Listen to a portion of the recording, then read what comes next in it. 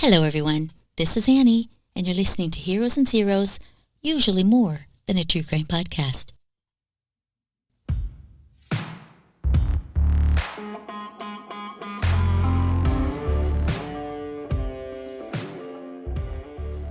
Thanks for coming back, everybody, and tonight's episode is part 2 of Colleen Stan, aka The Girl in the Box. After Hooker threatened to cut out Colleen's vocal cords like he had done before, it was just days later, when Colleen was climbing out of the double walls of her box, that she saw something. Placed intentionally between the walls of her box and the waterbed frame, so that she would see it whenever she climbed out, was her purse and other personal items and a small wallet-sized photo. The photo was of a young woman with brown hair who Colleen would later identify as Marie Elizabeth Spanaki. And Colleen knew why he had put that picture there. She didn't know what happened to the young woman or if he really had killed her, but his message was clear. Colleen would wonder about the woman in this photo. Was she dead? What happened to her? Had Hooker really killed her? And if he had, how? Time seemed to stand still for Colleen inside the box, but for the Hooker household, there were lots of changes happening. In December of 1977, Janice announced that she was pregnant with their second child. Suddenly, the already financially strapped Hooker family needed to find ways to get their hands on more money. For the next 5 months, Hooker would keep Colleen naked, bound, blindfolded, and gagged in the basement. For the first 7 to 10 days or so of that 5-month period, Colleen was kept naked and chained to the rack, all the while wearing the head box. For the remainder, then, of that 5-month period, Colleen, who was still naked, of course, was bound, wearing the head box, and was kept in a coffin-like box in the basement, and she left it only once a day to eat, drink, urinate, and defecate, always in Hooker's presence. During this time, Hooker regularly practiced bondage on Colleen. He would suspend her from the rafters, constricting her breathing, whipping her, keeping her head encased in the head box so she really couldn't see what was coming, always just waiting in anticipation for something horrible to happen to her. She would be tied to the rack, and he would shock her with electrical cords, and he even burned her pubic area with a heat lamp and immersed her in the bathtub until she would pass out. Colleen once estimated that Hooker hung her and whipped her 90 to 100 times in the first 6 months. In October of 1977, that is when Hooker built the coffin-shaped box that fit under the stairs, and under the stairs he called the area his workshop, and he would force Colleen to live there in her box, tied, chained, and often wearing her head box.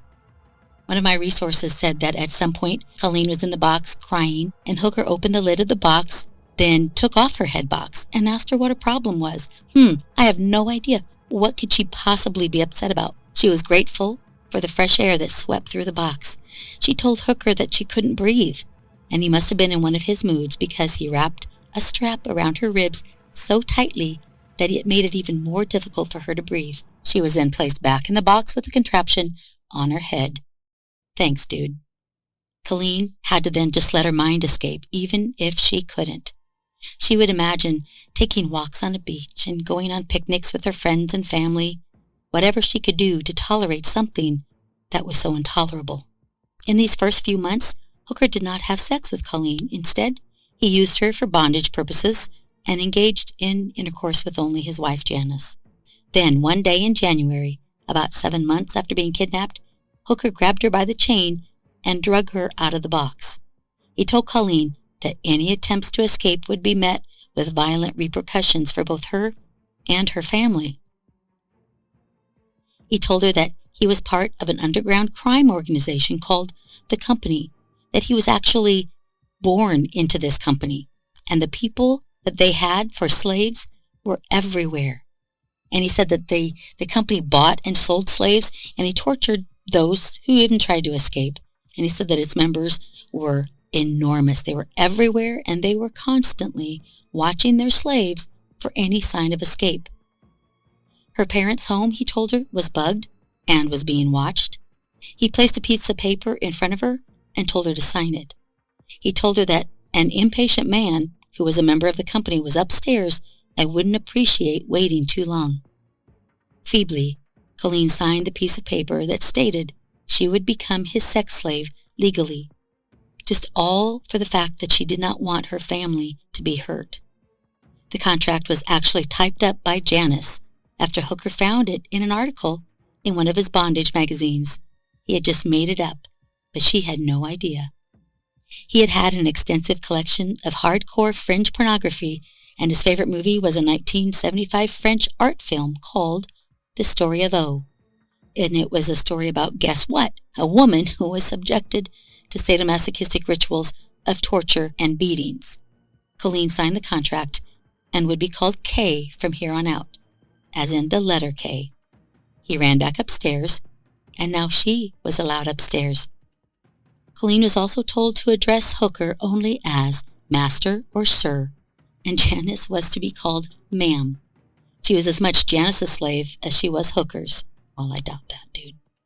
Colleen was required to kneel, bow her head, and ask permission before doing anything. Whenever he said the words attention, she was to strip, reach her fingers towards the ceiling, and take whatever he wanted to dish out. He placed then a collar around Colleen's neck and told her that it was a symbol of her slavery. He owned her. As complicated as their relationship was, Janice believed that she was in love with her husband.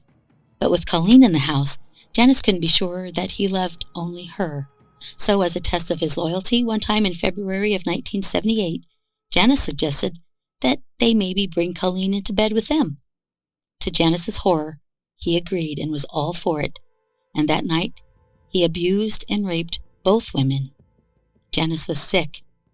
She didn't think her husband would ever have sex with another woman, and she was never really able to forgive him, and luckily for Colleen, it was the first crack in the Hooker marriage.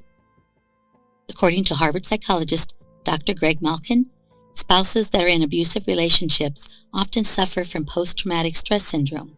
One symptom is dissociation, which often creates a profound detachment from reality at times.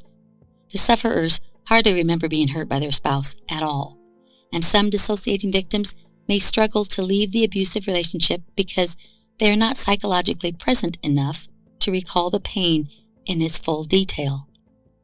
Janice happened to distance herself from the abuse and chose to focus on raising her children. So remember the collar that Hooker put around Colleen's neck when she signed the contract?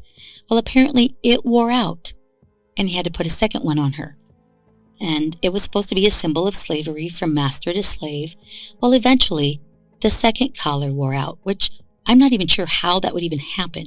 And you know what? Never mind. I don't really want to imagine. I imagine, though, he would just pull her around with it in brutal, sadistic ways. He decided then to replace the collar with an earring that he pierced through her right labia. Each day that Colleen somehow managed to survive, she was absolutely terrified.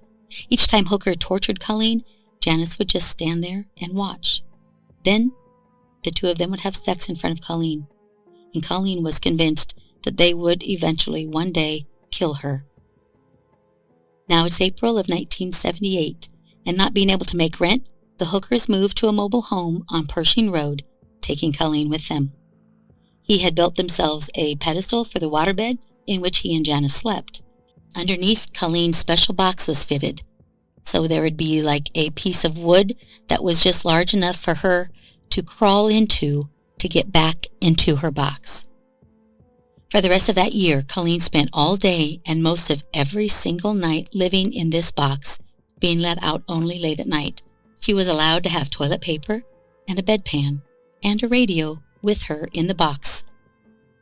In September of 1978, Janice gave birth to her second child at home on the waterbed while Colleen was in the box underneath. This box measured 3 feet by 6 feet, and not only was she blindfolded, gagged, and tied up, she sometimes would be forced to wear the head box.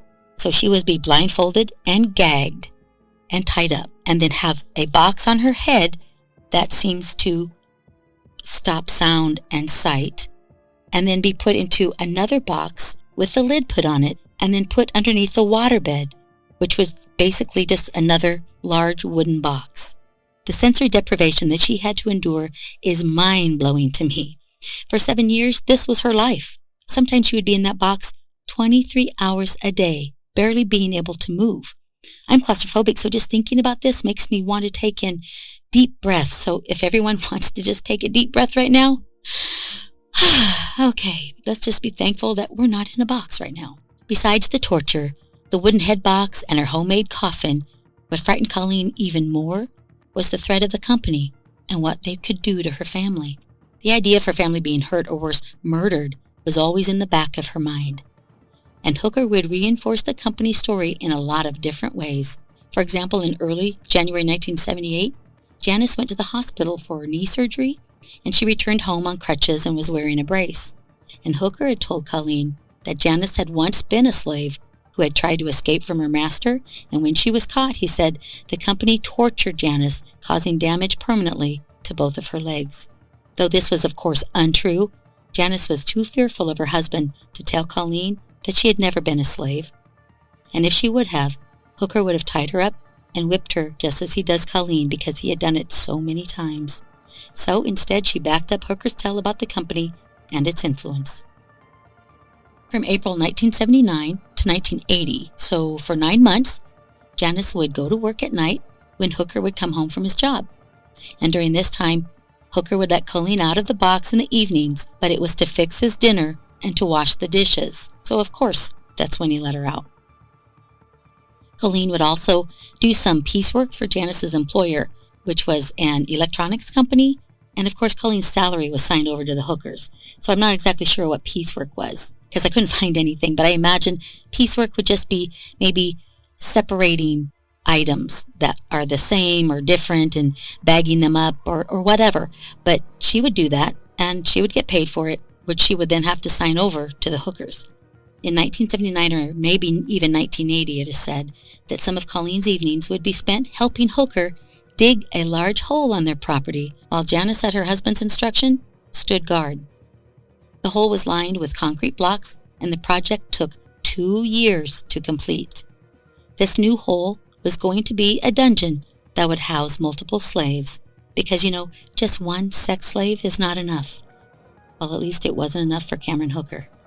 During 1980, Colleen told Hooker that she loved him, and this was of course untrue, but she thought he might just treat her better if he believed it. And she also told him so at one other time because she was so grateful for the little freedom that he did give her.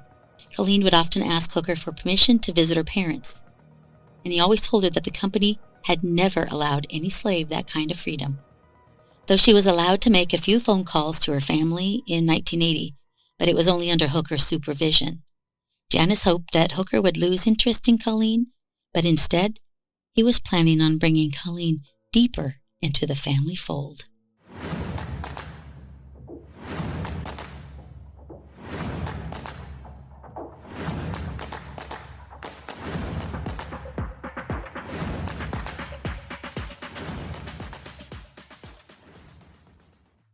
As time wore on, Colleen was given more and more privileges and more time, thankfully, out of the box.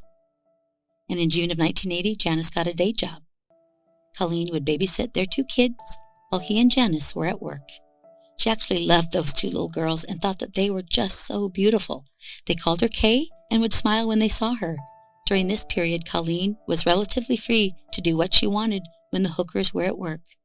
However, she did not feel that she could leave because she feared the company would track her down and torture her, or worse, her family. He had broken her will, her mind, and changed her primary focus from escape to making her master happy. She would do whatever she could to not make him angry, which would only, of course, cause her more pain. During this time, Colleen would spend her nights sleeping in the back bathroom, chained to the toilet, of course, which, though I'm sure as horrific as that sounds, it would have to be better than being in the box. Detectives would later say that Colleen's 4th year of captivity in 1980 was Colleen's year out. One night in 1980, Hooker told Colleen that she needed to go out dancing with Janice. Confused, Colleen went along with Janice to a bar. She had no idea what was going to happen because she didn't trust that this was just a night out. And it became clear that Janice had grown jealous of her husband and Colleen's relationship and had demanded sexual freedoms of her own. At the bar, the women met two men, and Janice insisted that Colleen join her, and they both went back to one of the men's homes. Colleen waited for Janice outside one of the bedroom doors. When the two women returned home, Janice told her husband of the affair she just had, and she was heartbroken because Hooker just didn't care. This arrangement continued until February of 1981, when Janice quit working because Hooker wanted to put their no-charge babysitter back in the box. Perhaps Colleen had been given too much freedom. She would spend the next 3 years of her life, from 1981 to 1984, in the box sleeping, dreaming, and praying. Although she was subjected to regular beatings and rape, Colleen didn't consider her torture to be the worst aspect of her confinement. I would have thought that it would be the sensory deprivation and the lack of fresh air while in the box, because it would be that for me. Yeah, just kill me, as opposed to putting me in a box, please. But it wasn't that either. Her biggest fear was the company. Hooker would constantly mention it. He compared the company to the mafia and said that if she ran away, they would just come and get her. And Colleen Stan told this to the closer. Supposedly, the company watched over her and her family, and it even bugged her family's home. If she attempted an escape, they would know, and she would be then nailed to a cross and left for days. And by then, she was so broken that she believed him. So many painful things were happening to her. Why would this not be true? So the girl in the box remained in captivity and did what she was told. By complying with Hooker and his wishes, Colleen would continuously earn more and more freedom. So confident he was in his control over Colleen that she was allowed to even jog around the block. She was also allowed to work outside in the garden. So when neighbors stood on their porches and waved at her, she would often wave back and wonder if they were with the company too. She never dared to run away because there was always someone outside, and she felt that they were watching her. But she was able to muster up the courage to ask for something of her own. It was a Bible, and to her surprise, Hooker gave her one. From the very beginning of her captivity, Colleen had been praying, and she wasn't a religious person. But now, she was reading the Bible every single day. Often while she watched the Hooker's two young girls, they would sit on her lap, and she would just read stories to 4-year-old Charity and 1-year-old Amber. And as evil as their father was, he never revealed his sadistic streak to them. While Janice was still working in February of 1981, she learned that her husband planned to take Colleen to Riverside the following month. Before the trip, he told Colleen that he had to get permission from the company, and he had to put up a $30,000 security deposit to cover the company's cost of watching Colleen and her family. She asked him, quite meekly, how he was able to do that, how he could afford it, and he said that he used to haul slaves and make deliveries, and someone owed him a favor. I think, though, he did this, of course, to make sure that her fear of the company was still in her in case she started to plan her escape when he would take her to Riverside. A week before the trip, at Hooker's instruction, Colleen told the children and the neighbors that she was leaving. She often wondered if the neighbors, when they would smile at her, if they too were hiding a sinister secret behind their smiles. To me, it seems as if Hooker was maybe preparing the family and the neighbors for Colleen's upcoming disappearance. I have no idea if any of that is true. I'm just speculating, because why else would he do this next thing? One night, he put Colleen in the car and drove off as if he were just taking her to the bus station. But then, after dark, he turned the car around and smuggled her back into the mobile home and put her in the box under the waterbed. The next day, Hooker then took Colleen outside. He had her kneel. He handed her a shotgun and told her to put the barrel in her mouth. As a test of her obedience, Hooker told Colleen to pull the trigger. Terrified, with tears streaming down her face, still she did as she was told. She pulled the trigger. The gun clicked. It was empty. Colleen gasped. Convinced that she was ready to be taken on their trip, he no longer worried that she would say anything to anyone or try to escape. In mid-March of 1981, Hooker took Colleen to Riverside for 2 days. On the way, They stopped in Sacramento at the so-called company headquarters. Hooker had told her that before they went to Riverside, the company wanted to test her and would make her take a lie detector test. Colleen was so extremely nervous about being able to pass this test. She had never taken one. She knew nothing about it. So while in Sacramento, Hooker left Colleen sitting in the car, and he returned a little while later with news that he said the company had waived the test requirement. She was so relieved, and he could see that his psychological warfare was working so well with her, with controlling Colleen, that he would allow her to go home and visit her family for almost 24 hours. Colleen then told the magazine closer that she was so scared of Cameron and the company that even when she was alone with her parents, she didn't tell them where she'd been for 3 years. And if you wonder what the closer was, it's not that really cool show. It's a social magazine that's in the UK. They mostly talked about everything that she'd missed out on, special occasions and family news and who was dating who, and her family thought that she looked pretty thin and just wasn't quite herself. Colleen was planning on spending the entire weekend with her family and relatives when Hooker called the house and told them that he's going to be there in 10 minutes. She was gutted. 24 hours was not long enough. She hadn't seen her family for 3 years. When Hooker returned to collect her, he pretended that he was her fiancé, and his name was Mike. Her family took a sort of happy-looking photograph of the pair when they heard that he was her fiancé. They had no idea. But they knew that her lack of communication and no money made them believe that something was definitely wrong, but they thought that maybe she was in a cult. However, they did not want to pressure her anymore, as they were scared that it would cause her to disappear for good. They asked for an address for Colleen, but Mike told them that they were in the process of moving and that he would send it to them when they got settled. They may even come back for a visit once they were moved in, he told them. But Bonnie, Colleen's sister, was not buying it. She followed her stepmother Ruth into the kitchen and told her that something was wrong. She was going to do something. She had to. She wasn't going to let her sister leave, even if she had to block the door with her body. But Ruth shook her head and told Bonnie that if they pushed Colleen too hard, they might just lose her completely. Through gritted teeth, Bonnie agreed. That made sense. If Colleen was happy, then they would have to accept Mike, whether they liked him or not.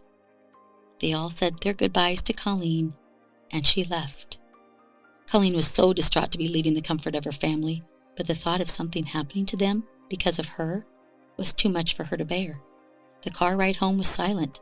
Colleen's mind was racing with the things that she wished she had said to her family. She wondered if she was really ever going to see them again. Hooker's mind, too, was preoccupied, but his thoughts were far more sinister. He wondered if Colleen had slipped someone a note, or if Bonnie, who obviously didn't like him, if she had maybe taken down his license plate number. He was panicking on the inside, and he thought he needed to reestablish his dominance over Colleen. When they returned from Riverside, Janice wasn't home. So then, that gave Hooker the opportunity to rape Colleen and put her back in the box under the waterbed. When Janice came home from work that night, she learned that Colleen was back in the box. So the old routine returned.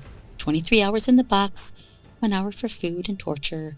Colleen was hoping that Hooker would eventually ease up and to return her old privileges to her, but something about that weekend had spooked him. As months passed, she realized that there would be no reprieve. The box was the entirety of her life now. No one, not even the Hooker children, would see Colleen Stan for another 3 years.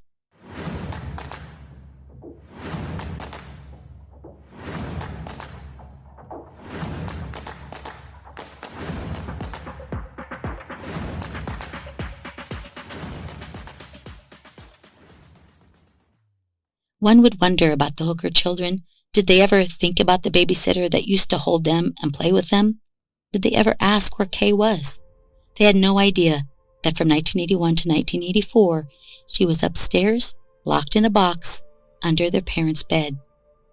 After that weekend, or really 24 hours with her family, Colleen never had free reign of the house again. But what was worse, Hooker's violent fantasies and brutality escalated. He managed to dream up even more brutal ways of torturing her. Unfortunately for Colleen, Hooker was a skilled woodworker and could build all sorts of contraptions. He built what was dubbed the stretcher. It was a medieval torture device that does just what the name implies. Colleen would be strapped to the heavy boards. He then would turn this winch and watch with pleasure as Colleen's entire body would tighten and stiffen, and she'd be screaming in agony. He would keep her on the stretcher for as long as she could stand, choking her and watching her writhe in pain. Then he'd lock her in the box until it was time for another session. According to an article of All That's Interesting, Colleen said that any time she was taken out of the box, she never knew what to expect. Fear of the unknown was always with her as she was kept in the dark both physically and mentally. Throughout her captivity, she was never told what was going to happen next or why, because remember, she had the head box on, so even if she was allowed out of the coffin box, she couldn't see what was going to happen, if he was raising a whip to hit her, or what was going to happen. And this lack of knowledge was used by the so-called master to maintain a continuous element of fear and control over her, which of course is called brainwashing. This lack of knowledge may have been a good thing, though, in one sense. Colleen is later quoted as saying, "If I had known the length of my entombment, I'm not sure I could have survived." She goes on to say, "Of course, I'm not even sure the master knew how long he was going to keep me in the box." So obviously, even in her conversation with the reporter, Colleen still referred to her captor as master.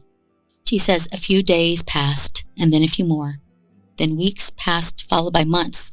Months slowly turned into years. So from March of 1981 until May of 1984, Colleen mostly lived in this box. During most of this time, Hooker let Colleen out only for short periods of time each evening, although there were a few nights when she was allowed out all night. And there were other times that she would be let out of her box, but only to be raped, whipped, or forced to do household chores. But we're talking about 3 years. So a few nights of not being bound in a box was wonderful for her, but it was also still nothing anyone would ever want to go through. 5 minutes of being in a closed box for me is unfathomable. Then one day in 1982, while Janice was away and Hooker was at work, Colleen just broke. She went into a fit of rage. She had not been let out of her box for 2 years. Okay, let that sink in for a moment. 2 years. So she freaked out and began kicking and screaming, pounding on the sides and top of her wooden hell that she was trapped in. Suddenly, the end of the wooden box collapsed. She stopped moving, stunned that she had kicked it open. Well, I guess, Mr. Hooker, that your woodworking skills aren't as good as you thought. Colleen stopped moving. She was stunned that she had kicked it open, and she went to get up to flee. She wanted out of this godforsaken house with all of its dirty little frickin' secrets. And then she stopped. The company. They would certainly see her leave. There are neighbors everywhere. When Hooker returned, she expected to be beaten for the damage that she caused, and she was hiding in the shower. But instead, he just began repairing the door. He wasn't angry. In fact, he seemed to be pleased and almost proud of her. She had the opportunity to escape, but didn't. She stayed. This was what he had always wanted. With a thin-lipped smile, he talked Colleen back into the box for safekeeping. I have no idea what the hell that would even mean to Colleen, only safe from him. But whatever. She crawled back into her box. Dr. Amy Baker, a psychologist at Columbia University, has written that victims of abduction tend to internalize physical restraints to such an extent that the victim becomes psychologically dependent on the abuser. The abuser looms so large in the victim's mind that they cannot imagine breaking free on their own. Colleen could no longer imagine a world without Cameron Hooker in it. He'd be lurking in the shadows, waiting for his moment to recapture her. In April of 1982, Janice was hospitalized once again for more knee surgery, and while Janice was away, Hooker raped Colleen.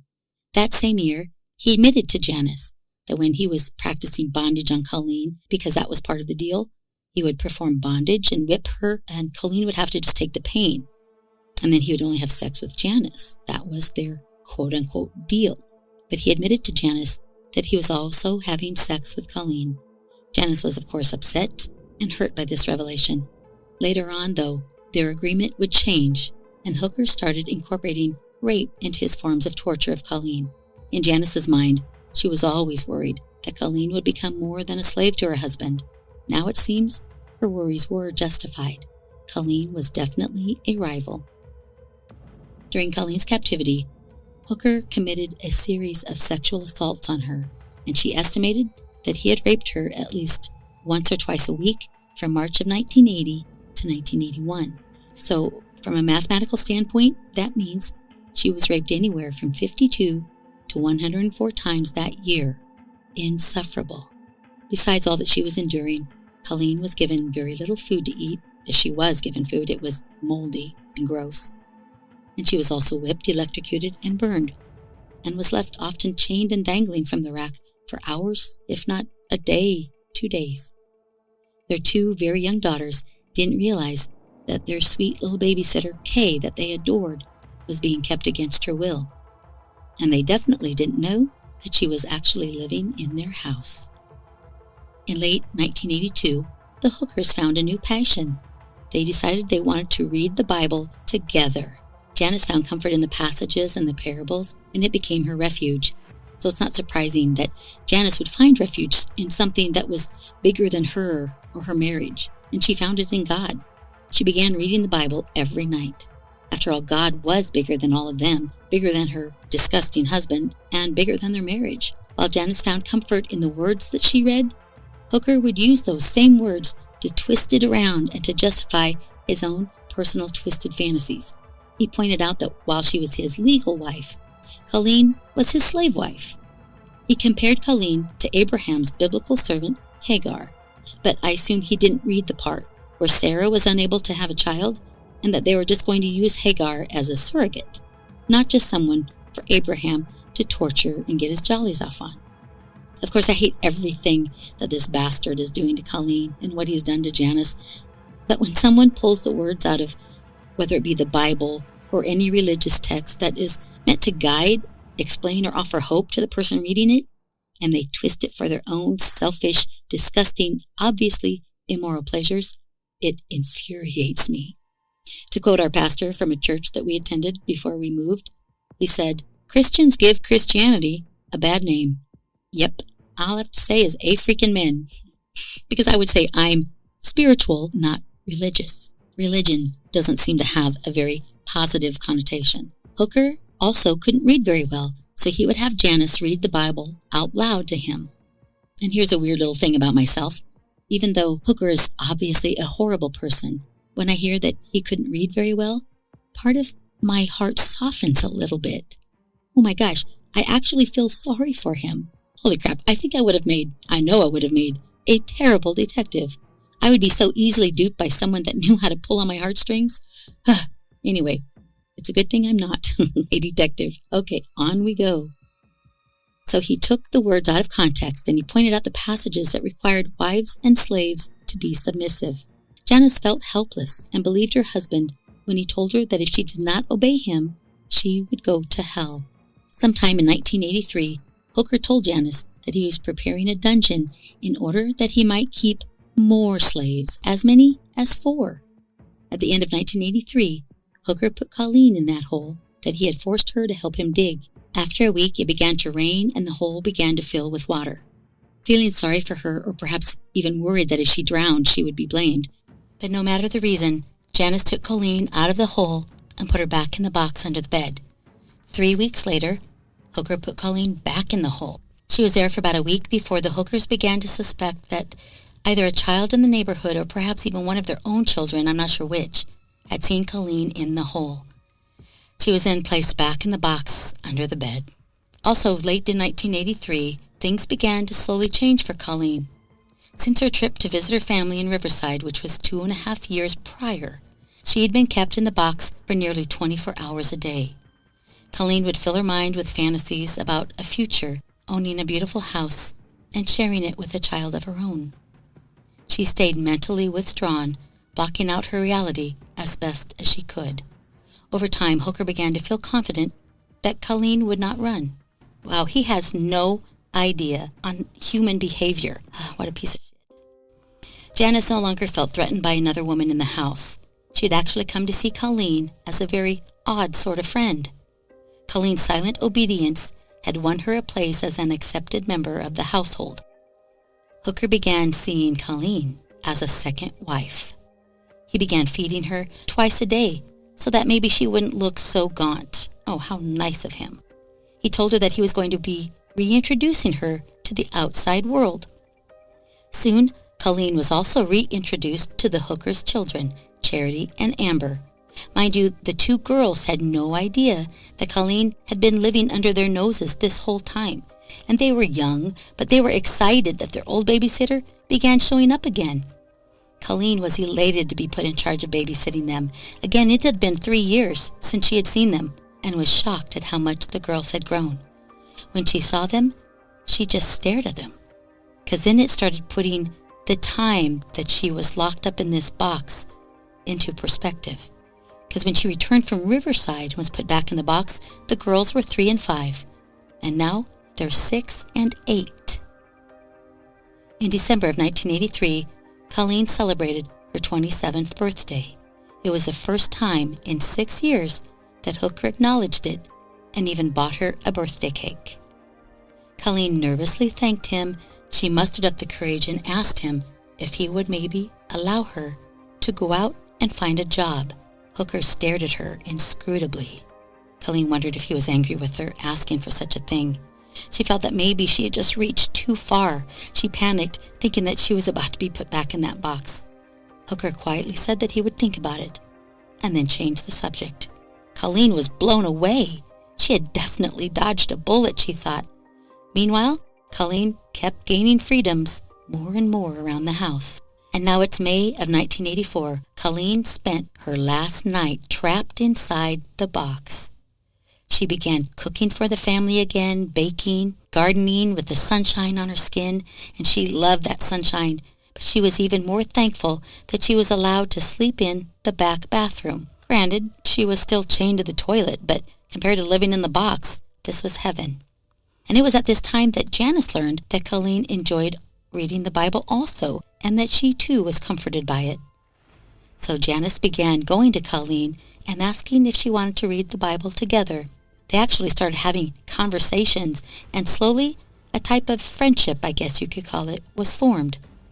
But as Colleen was enjoying her relative freedom, Janice was suffering more than ever. She realized that Colleen, her slave, was also her best friend. And it's not clear why, but between late 1983 and 1984, Janice became the main target of Hooker's sadistic bondage. He'd always tortured her once or twice a month throughout their marriage, but now the torture was weekly. Distraught, Janice would seek help from a local pastor. She told him the kind of murky details of her home life without giving him too much information. Confused because the lack of information that she gave him, the pastor thought that she was telling him that her husband was cheating on her. So he told Janice just to go home and work harder and smooth things out with your husband. After all, it's your godly duty to stand by him. Okay, he had no idea what was going on, obviously, and Janice felt helpless. Not satisfied, though, presumably, with the pastor's advice, thankfully she sought a second opinion. This time was from a Catholic priest just down the road, and he told her in no uncertain terms that a 3-party marriage was ungodly. His words relieved her in a way that she had not expected. After years of pent-up frustration, it was like someone had just released a pressure valve. She felt that her husband had been twisting the words in the Bible to mean something different than what they really meant. She now could trust her own judgment.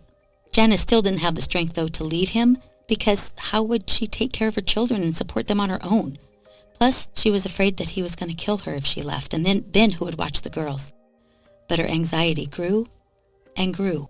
One day, she broke down and told Colleen that she was just going to leave Hooker, that she just couldn't take it anymore, and Colleen was terrified. Not only would that mean that all of his aggression would be pinpointed towards her, it also meant certain death for Janice. Colleen reminded Janice of the company. "They're going to find us and they'll torture us. Janice, don't do it." Janice looked at Colleen and started to say something, but stopped herself. Instead, she nodded. Colleen interpreted Janice's nod that she was in agreement that she, too, was trapped by the company. But in reality, Janice was overcome with guilt.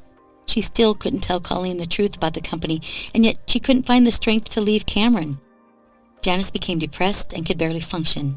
Colleen was her only friend, yet she couldn't even tell her that the company was fake. And if she found out, Colleen could leave whenever she wanted. Janice came to believe that her parents were right. She was weak. She was out of options and unable to help herself. In early 1984, out of despair, Janice asked her husband Hooker the only thing that she could think of to get out of this predicament. She asked him to kill her.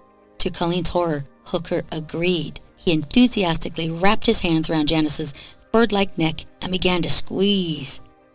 It was a far too familiar sensation. Janice had felt it countless times before during one of her husband's torture sessions. As light and sound faded away, Janice began to gurgle and her veins popped out. But just as she was about to die, Hooker released his grip and she fell to the floor. He looked down at her with a malicious grin. He was not about to let her escape that easily, he told her. Instead, he called Colleen into the living room. Colleen was terrified.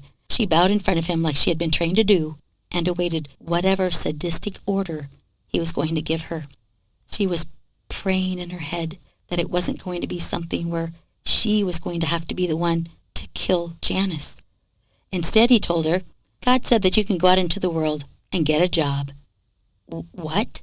Colleen was floored. Did she hear him right? She was overjoyed, but knew better than to press him for details. She just wanted to leave it at that. She thanked him and hurried out of the room. After 7 years of being trapped in the same house with this man, she was about to enter the outside world once again.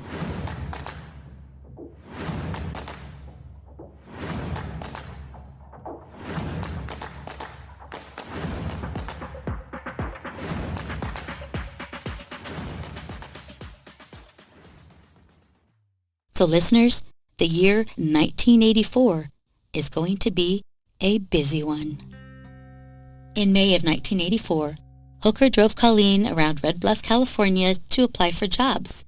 He dropped her off at a hotel that had a help wanted sign in the window. Nervously, she got out of the car and walked inside alone. 10 minutes later, she returned to the car with a big smile on her face. She had been hired on the spot as a maid. Colleen felt that her prayers were being answered. She no longer was being kept inside the box all night.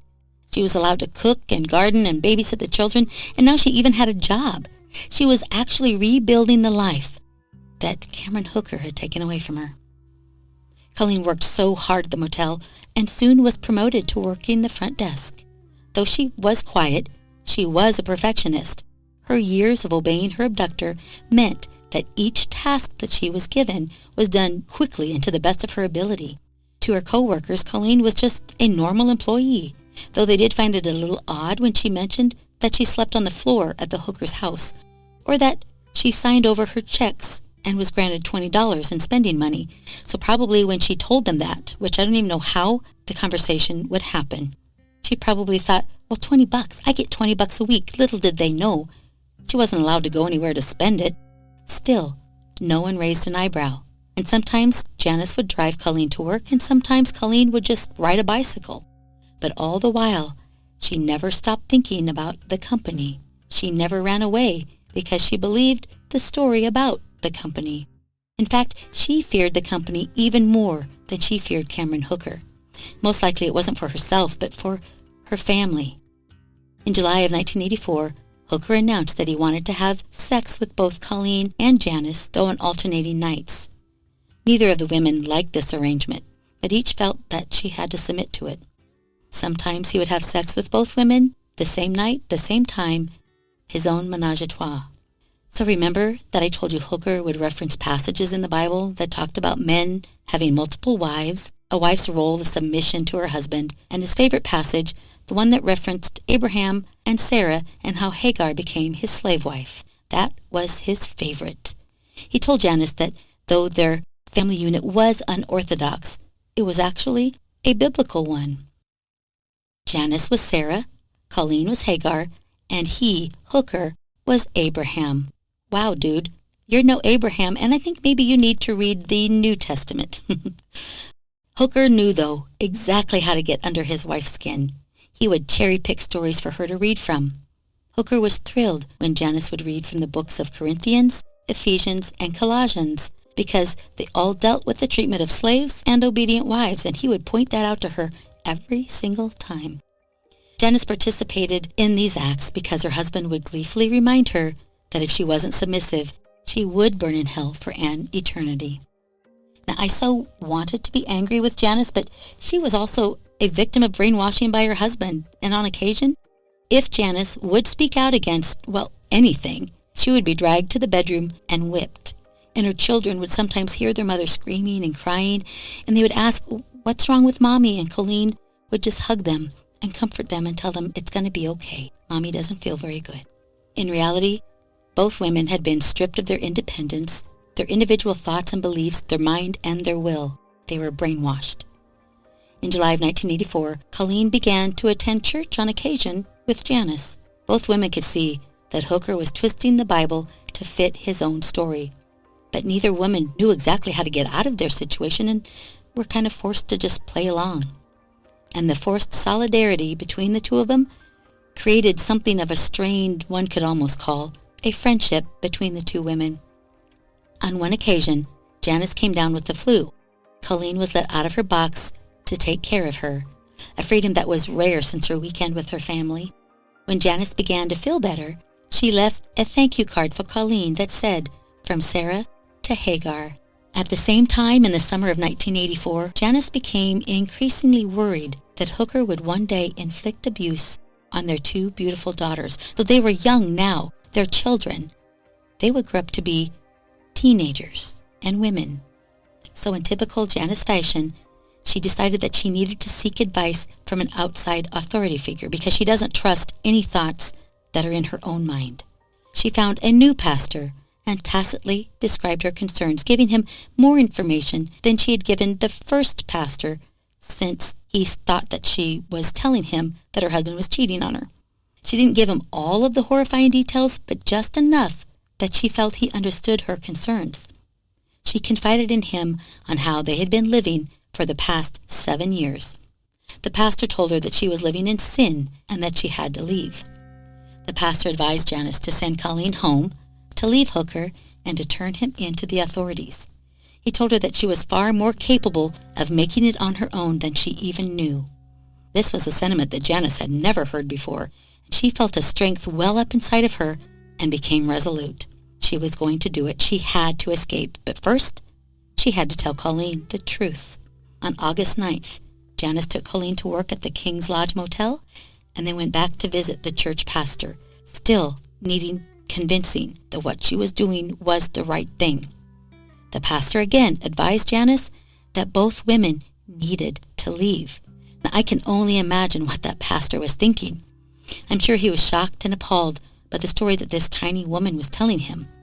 You can bet that Janice wanted to be sure that, okay, if I disobey my husband, like you're telling me and you're suggesting, that I'm not going to go to hell, right? And you can bet that she asked him about the story of Sarah, Abraham, and Hagar. And you can also bet that she asked about a wife's role and her submissiveness to her husband.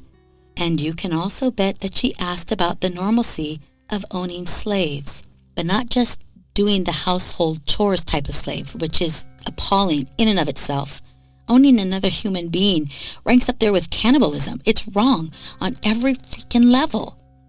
Whatever her choice of words were, the pastor's advice was solid. Leave. Leave now. Take Colleen with you and call the police. Janice left the church and drove back to the hotel, surprising Colleen with her visit. She found Colleen cleaning a room, and Colleen found her with red eyes, as if she'd been crying all day. Janice told her that she had something important to tell her. Janice and Colleen sat down on the bed in the hotel room. Janice took a deep breath and was about ready to reveal the secret she had been keeping from Colleen for 7 years. She told Colleen that there was no such thing as the company. There were no slave masters. Nobody was watching her or her family. Nobody's house was bugged. There weren't neighbors watching her. Nobody was watching her every single move. Everything he told her was a lie to keep her in line. Colleen became dizzy and tried to grapple with what Janice was telling her. She thought about the last 7 years of her life. 7 wasted years. He had made this threat of the company seem so stinkin' real. Colleen's mind was racing. How could she have believed him? She could feel the rage simmering inside of her, and tears began streaming down her face. She wanted to be furious with Janice, but she couldn't. She knew Janice was as much a victim as she was, so instead the two women held each other and hugged tightly and wept and wept. The secret was out. The chains were off, and the fear that had kept Colleen prisoner evaporated. She was free to go. But it wasn't that easy. Hooker would be home soon, and they needed to get the girls. So they devised a plan. They went back to the mobile home and decided to spend the night and just act like everything was normal. Hooker was oblivious to their plans. He had no idea that his slave Colleen was now aware that his mind-controlling threat of the company was nothing but a big, fat, giant lie. The two women did their best to look and act normal. They even ate together as a family.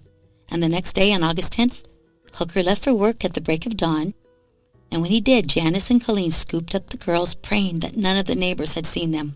But then they fled to the home of Janice's father. Colleen called her own father and asked him to wire her some money for a bus ticket home. Her father was, of course, ecstatic to hear that his little girl was finally coming home. It had been over 3 years since he had last seen her. He offered to send her more money for just anything else that she might need along the way, just to make sure that she made it home okay, but Colleen said no. All she needed was the $100 for the bus ticket, and she'd be home. But it wasn't going to be that easy for Janice. She had never been on her own, and begged Colleen not to go. She promised Colleen that with help, Cameron Hooker will change, and then they could all be a happy family of 5 again. Oh, I'm sorry, Janice. Nobody was ever happy in that household. The next day, Colleen left for home, but not before calling Hooker from the bus station. She told him that she was leaving, that she knew that there was no company, that everything he told her was a lie, and that there was nothing that he could do about it. He could not keep her there anymore. Surprising Colleen, he cried. The next morning, Colleen's family met her in Riverside, and she was permanently reunited after 7 years and 3 months with her family. She was thin and frail, but overjoyed to be with them without the fear of the company threat hanging over her head. It was constantly in her mind, her fear of the company and the possibility that her family would be hurt or killed. And now she's with them, and he can't do anything. In response to her family's inquiries, she told them only a little of what was the cause of her 7-year absence. And meanwhile, Janice had a moment of weakness. She moved back into the mobile home with Hooker after being a week apart. Janice was actually able to convince him to go to church with her and was urging him to get counseling. In late August or early September, Janice was able to convince Hooker that they needed to destroy some of his bondage paraphernalia just in case Colleen called the police. And Janice also hid some other items that were not destroyed. But she wasn't afraid of evidence being used against her husband by the police, as she told him. She was actually afraid that her husband would use them against her and on her because she had let Colleen go. Her mother's cruel words to her growing up gave Janice crippling anxiety that kept her bound to Cameron, while at the same time she was deathly afraid of him. She believed that he would actually kill her if she tried to leave, and then what would happen to her daughters? And he told her that he would do so on so many different occasions, and one time was with a knife. She felt trapped by her marriage, terrified of her husband, but even more terrified of the large outside world that she'd never functioned in. Unable to eat and sleep, though, while living with him in the mobile home, Janice returned to her parents' home on September 28th of 1984. Her anxiety attacks suddenly stopped as soon as she moved out. And for the next few months, Colleen continued to communicate by letter and telephone with Janice and even with Hooker. And it seems to me that Colleen is most definitely suffering from Stockholm Syndrome, which is the bond that can develop between hostages and their captors. Janice asked Colleen not to go to the police because she wanted to give him a chance to straighten himself out. Oh, bless your heart, Janice. And Colleen agreed to her request. Both Hooker and Janice were concerned about whether Colleen would contact the police. And Colleen's family was pressuring her to turn him in, but at this point, She was just so grateful to have been released and wanted to forget the whole entire flippin' incident. Incident? 7 years being locked in a box and tortured and whipped and raped is more than an incident, Colleen. On November 1st of 1984, Janice went to the mobile home to see if Cameron had destroyed the rest of his bondage paraphernalia like she had asked. He had not. On November 7th, a friend in whom she had also confided in suggested that her husband might hurt Janice so badly, or worse, her children. That was all it took, and later that day, Janice visited the pastor one more time. And when she left the church, the pastor was unsure that she would ever call the police, so he called the police himself. And Janice must have realized, though, that her husband was in fact unsavable. He wasn't going to change. On November 1st, 1984, Cameron Hooker was arrested in Tehama County, California, and charged with kidnapping, false imprisonment, and multiple sex offenses. The venue was moved to San Mateo County, and an information was filed. Cameron Hooker was charged with 1 count of kidnapping with use of a deadly weapon, 3 counts of false imprisonment, 7 counts of forcible rape, 2 counts of abduction for illicit relations, and single counts of forcible sodomy, forcible oral copulation, and penetration with a foreign object. Of course, Hooker pled not guilty to all charges. Before the trial, Hooker argued that he needed to be allowed to introduce evidence of Colleen's life before her kidnapping, including evidence of prior sexual conduct that Colleen had. He is unbelievable, but it's not surprising that he asked to do such a thing, and the trial court ruled this evidence inadmissible, so yay. At trial, Janice and Colleen were the key prosecution witnesses. Janice's testimony was punctuated by emotional outbursts, but Colleen's delivery was flat and unemotional, like she had to be for 7 years. Corroborating evidence was provided by Hooker's neighbors and children, Colleen's sister, and the pastor who counseled Janice and Colleen. The trial court admitted into evidence over 100 pieces of physical evidence introduced by the prosecution, including the head box, photographs of Colleen in bondage, a copy of the slavery contract, the waterbed pedestal, and its concealed box, and the stretcher. Colleen and Janice did disagree about one thing. Janice supposedly had invited Colleen to leave years before she actually did. And Janice testified that Colleen went to Riverside in March of '81, and she said, "You know what, Colleen, you can just go." And Colleen told her, "God does not want me to go yet." And Colleen denied that this ever happened, that this conversation did not take place, but testified that Hooker had told her that God put her with him to straighten out her life. Now, I'm not going to get into all the weeds of the trial, but it was a bit fascinating. So be sure to look for the link to the trial transcripts in the show notes, and you can look it over for yourself. It's called caselaw.findlaw.com. But in a nutshell, Hooker testified that Colleen was a willing participant in the alleged sex acts. He also maintained that Colleen could have left at any time but didn't because she had fallen in love with him. Yes, Cameron, you were just so damn charming. And the idea of someone believing in anything like the company was preposterous. In Dr. Donald T. Lund's opinion, he stated, Colleen was not coerced because she was not in physical captivity for the entire 7-year period, which he thought was an essential requirement of coercion. He obviously wasn't familiar with brainwashing. He also testified that it was not reasonable for Colleen to believe in the existence of an underground slave organization such as the company. How ridiculous she was. He suggested instead that Colleen stayed in the Hooker home because she had fallen in love with the defendant and the children who were often left in her care, so she could have left at any time. And to corroborate this theory, Hooker placed into evidence several letters from Colleen to Hooker, as well as telephone records establishing the calls that she made to the Hookers after she left Red Bluff and went home. At one point in his testimony, Dr. Lund referred to the quote-unquote attention drills, remember, that he forced Colleen to perform, and he compared them to similar drills required of Marine Corps recruits. Because in the Marine Corps, when the drills instructor says attention, they are all supposed to strip off their clothes and raise their arms up in the air, right? No, wrong. At the end of questioning by the counsel, the trial judge questioned the doctor about his reference. To me, it seems as if the judge was wondering, what the hell does that have to do with anything? Are you living on the same planet as I am? But of course, witnesses for the prosecution countered the defendant's claims. The psychologist listed a number of factors that led him to conclude that Colleen was coerced into remaining with Hooker and obeying him. And here's what he said.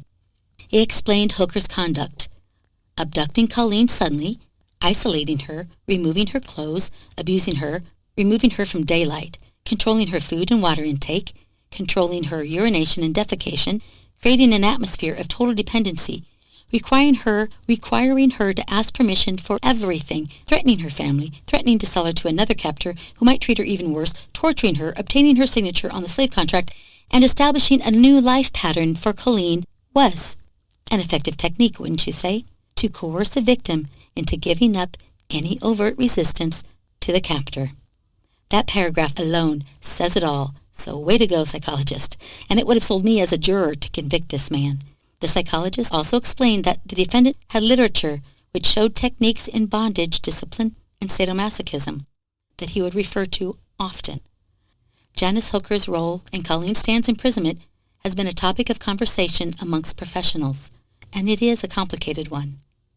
Michelle Gallietta, who is a professor of psychology at John Jay College of Criminal Justice, she has done research on violent offenders, psychopathy, and trauma. She tells A&E True Crime that Stan's belief in the company makes sense when taken in the larger context of her kidnapping.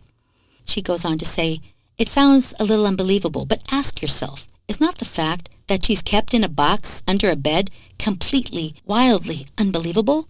If everything you've ever thought in terms of predictability and safety is taken away, what is left of the psyche? This is not a one-time rape or a one-time attack. This was pervasive for years.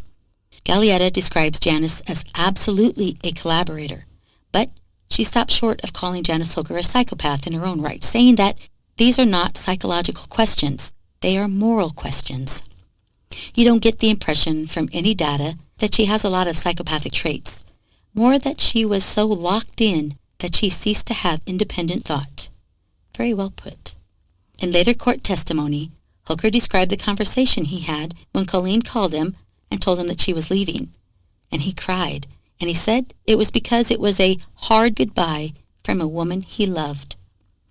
Mark Ulver, a professor of psychology at the University of Saskatchewan who specializes in sexual deviance, psychopathy, and recidivism prediction, which is just a fancy way of saying, would the defendant repeat criminal activity, says it's hard but not impossible to imagine that someone as psychopathic as Cameron Hooker might actually mourn the loss of a victim's relationship the same way that well-adjusted people mourn the termination of their romantic relationships.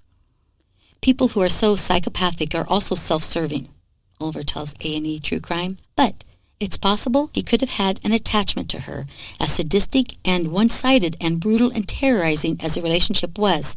But I don't know if it's really an attachment or the loss of the human sex object. I think it's the latter, Mr. Ulver. Although Janice had second thoughts and helped Hooker destroy some of the evidence that would have helped convict him, she ultimately worked as a cooperating witness against Hooker in exchange for full immunity.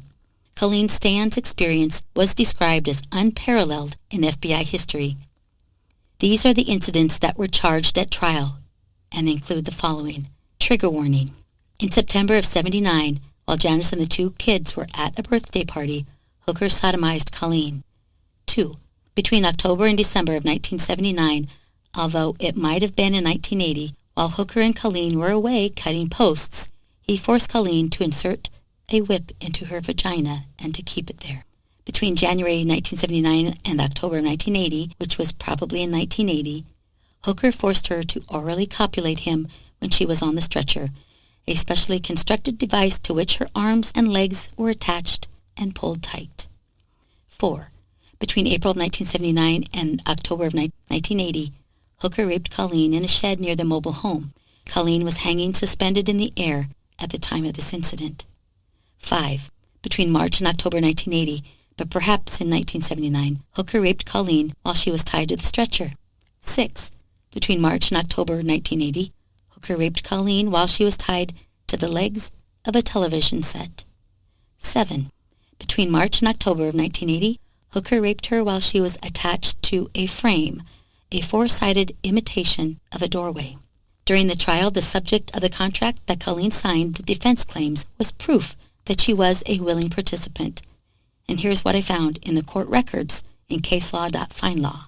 Torture destroys not only physically, but psychologically.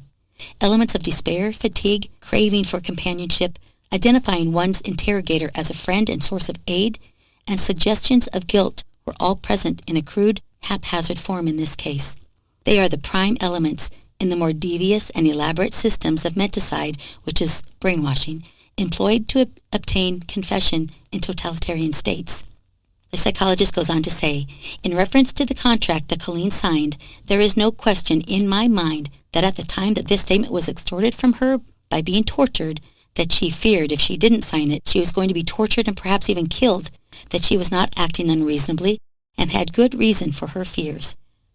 Between Janice and Colleen's testimony and evidence collected at the scene, notably the copy of the master-slave contract, Cameron Hooker was convicted of kidnapping using a knife in an abduction, rape, and sexual abuse on October 31st of 1985. He was sentenced to 104 years in prison on November 22nd, and Judge Clarence Knight remarked at the time that Hooker was, quote, the most dangerous psychopath I have ever dealt with, who will be a danger to women as long as he lives, end quote. Cameron Hooker is currently serving his sentence at the California Substance Abuse Treatment Facility and State Prison in Corcoran. And when given his conviction, this is what Cameron Hooker said to his lawyer, quote, I want you to thank the judge for me. I have a library, a gym, and the time to enjoy them, and it's better than living with those two women, end quote. Here's a quote for you, asshole. You might think that he was sentenced to 100 years in prison, and that's going to be the end of the story, right? Sadly, it's not. He became eligible for parole in 2015 because of California's elderly parole program. Despite Hooker's century-long jail term, he was allowed to request parole 7 years earlier than under normal rules, according to USA Today. In an attempt to reduce its prison population, California had recently introduced the elderly parole program, which allows a parole hearing from inmates older than 60 who have served at least 25 years.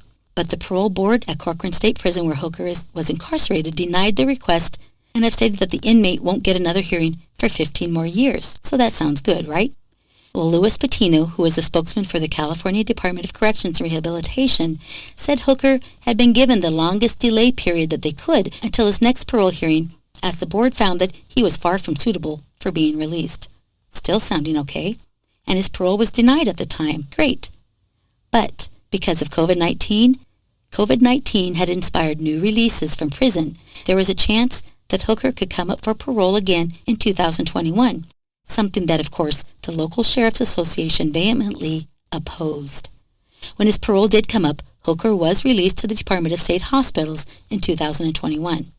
In June 2022, Hooker headed back to the courtroom to establish if he was eligible for parole. The trial was to determine if he should be labeled a sexually violent predator, which is an SVP, according to the San Mateo District Attorney's Office.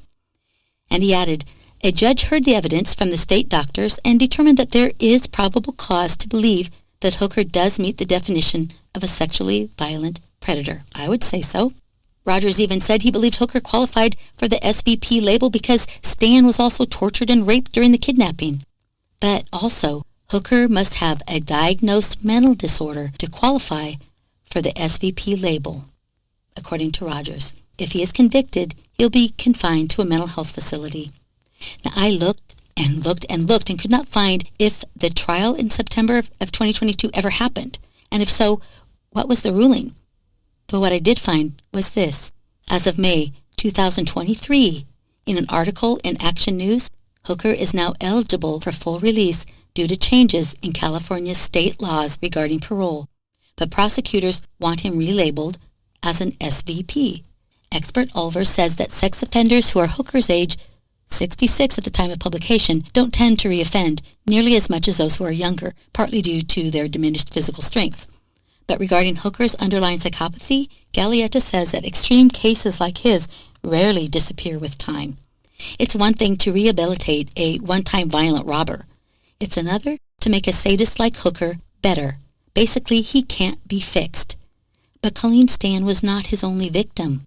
Questions remain about the fate of a missing teenager believed to have died the hands of Cameron Hooker. On January 31st, 1976, it was 1 year before Colleen Stan was abducted. Marie Elizabeth Spanaki, whose nickname was Marlize, was 19 when she vanished in Chico, California, after she got into an argument with her boyfriend, John Baruth, at a local flea market. She decided she was just going to walk home, and friends and family never saw or heard from her again. Boyfriend John Baruth was eventually cleared as a person of interest, and the case went cold. Janice Hooker would later claim to police that Stan wasn't the couple's first victim.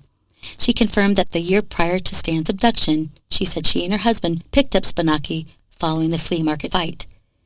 He offered to take her home, and they started driving the direction of her home when Cameron Hooker prevented the teenager from exiting the vehicle, and like he later did with Stan, he placed her in the head box.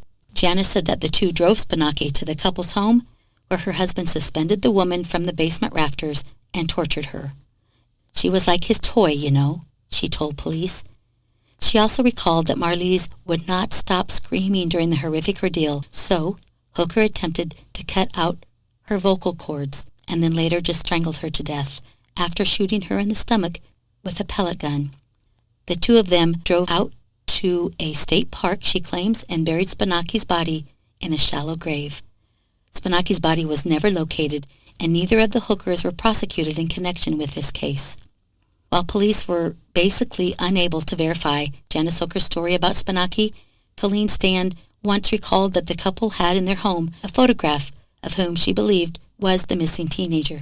Today, our hero, Colleen Stan, suffers from chronic back and shoulder pain as a result of her confinement for so many years. When she returned home, she received extensive therapy and eventually married and had a daughter of her own. Later on, Colleen would say that she didn't feel any anger towards Cameron or Janice while she was being held captive. The only emotion I felt, she said, was terror. She added, but once I started to feel safe again, the anger came. Colleen Stan and Janice Hooker both changed their names and continue to reside in California. However, they do not communicate with one another. They are not friends. In regards to her resilience during those excruciating years in captivity, Stan told reporters, I learned I could go anywhere in my mind. In a similar vein to Janice's compartmentalization, Stan said, you just remove yourself from the real situation going on and you go somewhere else. In 2016, a Lifetime movie called Girl in the Box was made about Stan's abduction, and we will include the link to the movie in the show notes in case you're interested in watching it. And you should, because it's interesting. Colleen now is a proud mother and grandmother and went on to receive her accounting degree. Every year, she and her family celebrate the anniversary of her escape from the Hookers at the beach. In addition, she counsels other women who have survived various forms of abuse. And this is important. On October 23rd of this year, which was just yesterday, and I haven't read anything about it, but supposedly either a judge or a unanimous jury will decide whether Hooker is a sexually violent predator, an SVP. If he is found guilty, Hooker will remain behind bars and receive mental health treatment. If found not guilty, Hooker could be released on parole. Colleen Stan has continued to push for Cameron Hooker to remain behind bars, telling ABC7, quote, what if he gets out and he comes for your daughter? What if he gets out and goes after your granddaughter or your wife? And what about us? What about us who have survived these crimes? How come we are not important? How come only his rights are important? Why are my rights not important? We hear stories of people that have been let out early all the time and then go out and reoffend, Stan says. So absolutely, I think it's an atrocity that they are not doing anything to try and protect us anymore, and they're just letting these people out. Colleen says that life today is good, and you have to learn how to live in the now and not let that past drag you back. I hope you all enjoyed the story, at least a little, because it's really hard to enjoy something like this. We have a hero. It was the pastor, it was Colleen, and in a small way even Janice, because she ended up doing the right thing. And definitely our zero needs to stay behind bars. So please share the podcast with others to grow the podcast family. And we're so grateful to you guys for listening. Let us know how we're doing by clicking on our Love the Podcast link that you'll find in the description of this episode. It'll take you to whatever platform that you listen to podcasts on instead of having to search each one out. And then all you have to do is rate and review. Just that one little thing It really does help us by offering data to the algorithm that's set up for creators. So goodbye, everybody. Stay safe. Thanks for listening, everyone. Please subscribe and share. We'll talk to you later. Bye-bye.